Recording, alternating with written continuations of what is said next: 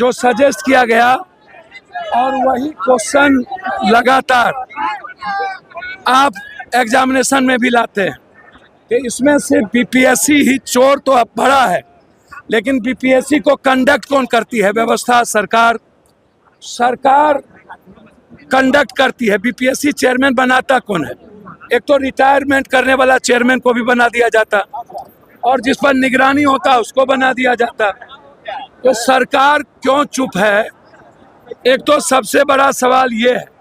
दूसरा, ये 4 सिस्टम के द्वारा लगातार नालंदा ही एक शहर ऐसा क्यों है जो 90 के पहले से लेकर के आज तक एक शहर से लगभग सभी एग्जामिनेशन के पेपर लीक आउट होते रहे, बड़े और छोटे स्केल पर।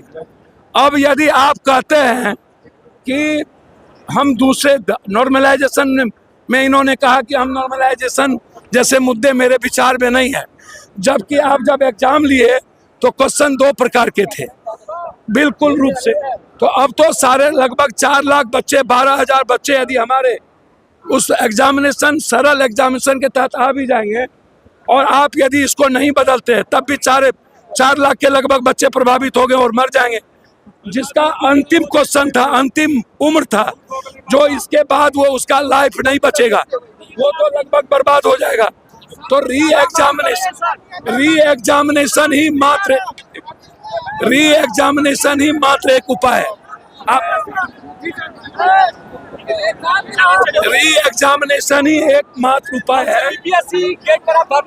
सरकार को चाहिए री एग्जामिनेशन। यदि सरकार, हमारे बच्चों का सबसे बड़ा देश का मुद्दा है पेपर लीक आउट, और इसमें सरकार का सिस्टम, सरकार के कुछ लोग, बीपीएससी, कोचिंग और माफिया, सबकी मिलीभगत होती है।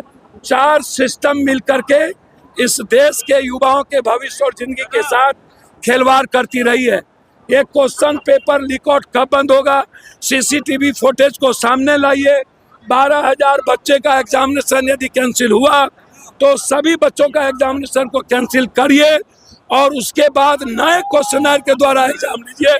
यदि आप ऐसा नहीं करेंगे तो हमारे जैसे लोगों को बच्चे के भविष्य के लिए मरने के अलावा कोई रास्ता नहीं है। जरूरत पड़ेगी, यदि गवर्नमेंट ने कोई निर्णय नहीं लिया तो हम बीपीएससी गेट के आगे हम भूख हड़ताल पर बैठे।